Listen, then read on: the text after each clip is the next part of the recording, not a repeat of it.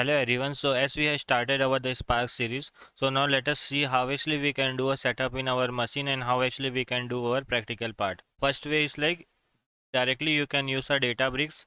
Databricks community edition is free and you can directly practice over there. That is the first way. And the second way is like you can use a Jupyter notebook for the Spark. We are going to see how actually we can install the Spark in our machine and how actually we can use a Jupyter notebook for the practice. So that actually we are going to see in this particular video. So what actually we have to do for that? First we have to install the Anaconda, and then we will see how actually we can install the Java JDK, Apache Spark, and then winutils we have to install. Now let us see how actually we can do. First thing is like first we have to install the Anaconda. So this particular link I will give in the description. You can get it from the description, okay, and you can do the same along with me. So search for the Anaconda, click on the download.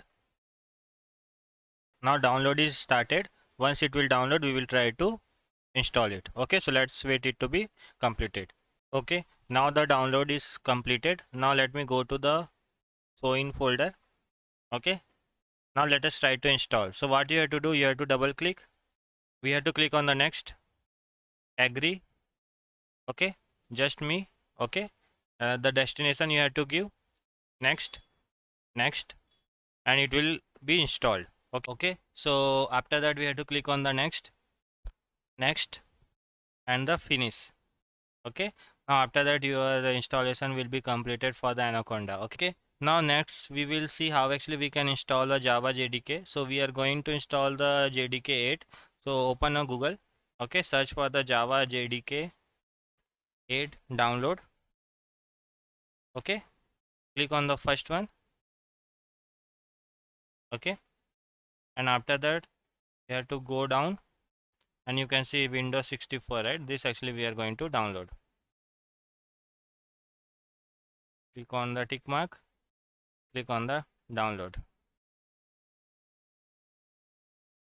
It is asking for the username and password. So we will what actually we will do, we'll try to create and we will try to do a sign up. Click on the create account. Okay, after that you will receive one verification email, so we have to verify that. Okay, once you verified, what you have to do, you have to log in. Okay, so first you have to give the username and the password.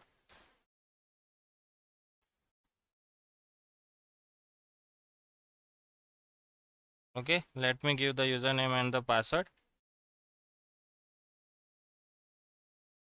and you have to do a sign up. After that your download will start. Okay, Java JDK we have downloaded, we are going to install. Okay, click on the next, and it is going to install in under the program files Java. Okay, click on the next, click on the OK, click on the next, and it is installing the Java. Okay, it is installed successfully. Now after Java JDK we will install the Apache Sparks.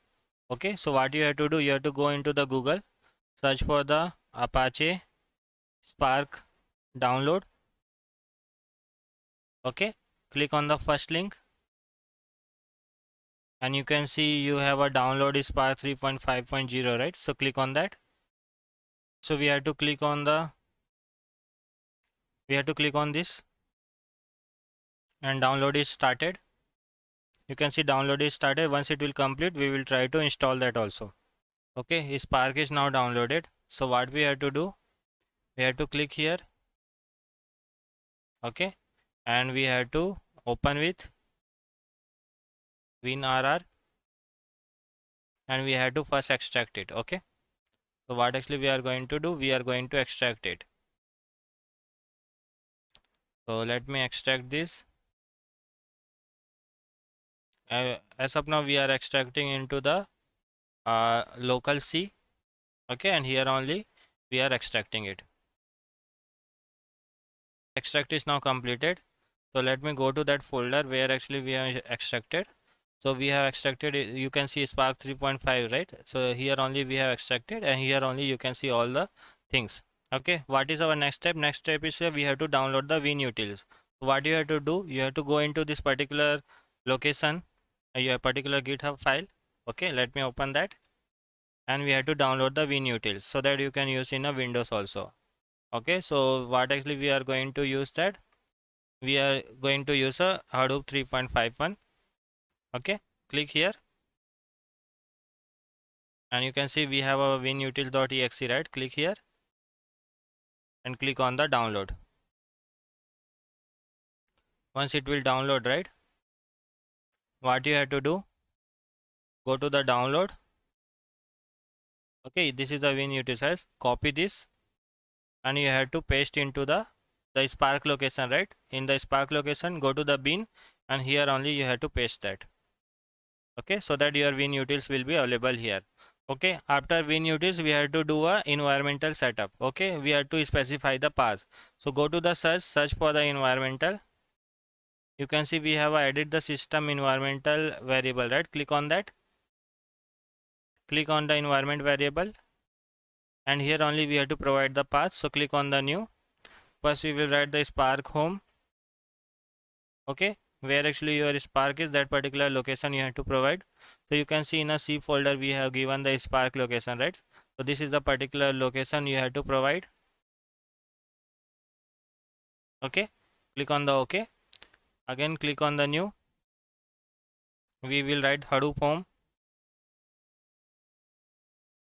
Okay, the same location we will provide.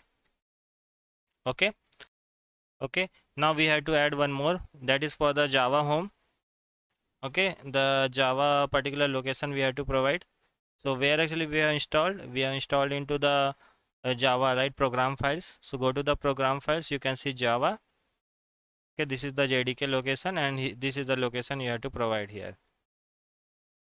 Okay, so provide this, click on the OK. Okay, after that we will add the system variable. So click on the system variable new. Okay, and here we will give just a name as a Spark home or something. Okay, and the value we have to provide. Okay, so what actually we have to give, go to the Spark where actually you have downloaded the Spark. Okay, in a C only we will see, like we have installed the Spark, right? So go to the Spark and the particular bin location, right, where we have installed the winutils. Okay, select the path where you have a winutils, give the variable value and click on the OK. Okay, after doing this you have to click on the OK and your environment variable is now set up. Okay, after environmental setup, what actually we will do, we will open a anaconda prompt. Okay, anaconda prompt we will open, and what actually we will do, we will try to create a new environment. Okay, and we will try to do a setup in that particular environment. We will try to set up for the Spark. Okay, so what you have to do, click on the search for the anaconda. You can see anaconda prompt, right? Click on that, and after that what we will do, we will try to create a new environment. How actually we can create a new environment? Conda create, after that name, and you have to give the what is the new environment name. So I will give the PySpark. We are learning a PySpark, right? So this is the name I am giving. Okay, so this will create a new environment. Only the PySpark related package only we will install in this particular environment. Okay, it will asking yes, so I will click on the yes. Okay, now we are in a base environment. Now we want to switch into this new environment. So what you have to write, conda activate PySpark. Okay, now you can say this base got changed into the PySpark. Okay, so this is the two thing we have to do, and after that what we will do, we will try to install this findspark. Okay, findspark will help to work in the Jupyter notebook. Okay, conda install, and this is the one we have to execute. Okay, after that the package will install, and then only we will be able to work in the Jupyter notebook. So let us wait it to be installed. Okay, this all the command I will give it to you also, so that you can also focus. Okay, and you can also install in your machine. Yes. Okay, you can see this all the installation is completing now. Okay, now it is installed successfully. What actually we will do, we will install the Jupyter also. So what, okay, let me try pip install Jupyter notebook.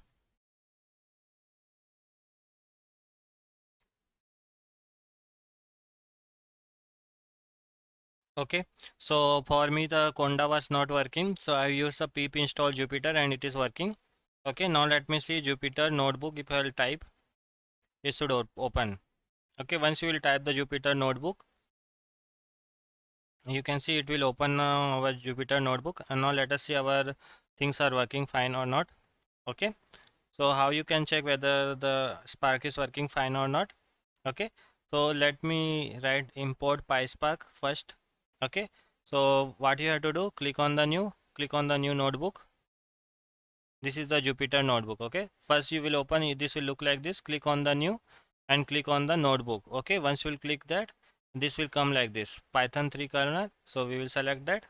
Okay, and after that, if I write import PySpark, okay, and if I'll try to run, okay, here, okay, it will give me error. Okay, and we have also installed this findspark, right? So let me write that. Okay, so now if I will write import findspark, okay, and after that if I will initialize and if I will write the import PySpark, it should work. Okay, now you can see it is working, means after that now we can write any kind of the PySpark and we can execute. Okay, so whatever the installation we have done, right, so that is a one time activity. Okay, after that what actually we have to do, okay, next time what you will do, what we will do, you only have to open Anaconda prompt. Okay, and after that what you have to write, you have to change the environment. We have to use conda activate PySpark. Okay, okay, and after that you have to write the Jupyter notebook. Okay, and after that your Jupyter notebook will open, Jupyter, and after that slash. Okay, after that your Jupyter notebook will open, and on that only we will try to do a practice. Okay, so that is how actually we will do a practice. So before starting the lab, if you haven't installed, please do install, please do follow all the steps I will try to give you in the description. You can follow from there also. Okay, that's it in this video. Thank you.